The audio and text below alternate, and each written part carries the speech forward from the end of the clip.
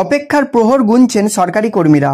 পঞ্চম বেতন কমিশন অনুযায়ী সরকারি কর্মীদের বকেয়া মর্গ ভাতার 25% 6 সপ্তাহের মধ্যে মিটিয়ে দিতে বলেছিল সুপ্রিম কোর্ট। সেই সময়সীমা প্রায় শেষের পথে, হাতে মাত্র 2 দিন।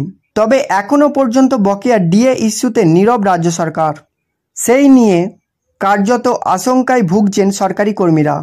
কনফেডারেশন অফ স্টেট গভর্নমেন্ট এমপ্লয়িজের সাধারণ সম্পাদক মলয় মুখোপাধ্যায় সম্প্রতি বলেছেন, আজ পর্যন্ত বকেয়া মর্গ ভাতার 25% মিটিয়ে দেওয়ার নিয়ে কোনো উচ্চবাচ্য করেনি রাজ্য সরকার। খাতায় কলমে বুধবার এবং বৃহস্পতিবার 2 দিন বাকি আছে মাত্র। শুক্রবার পর্যন্ত বকেয়া ডিএ মেটানোর সময় আছে। যদিও সেদিন রথের কারণে সরকারি ছুটি থাকবে, তাও সেদিন পর্যন্ত অপেক্ষা করা হবে।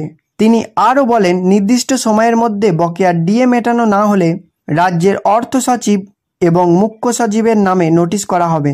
সেই নোটিশের পরিপ্রেক্ষিতে কয়েকদিনের সময় দেওয়া হবে। তারপর সুপ্রিম কোর্টের দ্বারস্থ হয়ে দায়ের করা হবে আদালত অবমাননার মামলা। মুখ্যমন্ত্রীর ঔদ্ধত্য দেখে অবাক হয়ে যাচ্ছেন বলেও মন্তব্য করেন তিনি। মলয়বাবু বলেন, রাজ্য সরকারের ঔদ্ধত্য আমরা ভাঙব। তবে আবারও বলে রাখি, রাজ্য সরকারকে ডিএ দিতেই হবে।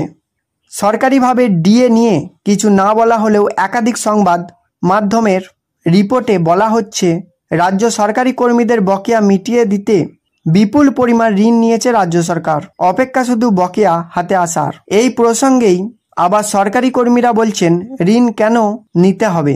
ডিএ যে আইনসঙ্গত অধিকার, এটা সুপ্রিম কোর্টও পরোক্ষভাবে স্বীকার করে নিয়েছে। লোক দেখানোর জন্য ঋণ নেওয়া হয়েছে বলেও কটাক্ষ করছেন সরকারি কর্মীরা। উল্লেখ্য, গত 16 মে ডিএ মামলায় অন্তর্বর্তী নির্দেশ জারি করেছে সুপ্রিম কোর্ট।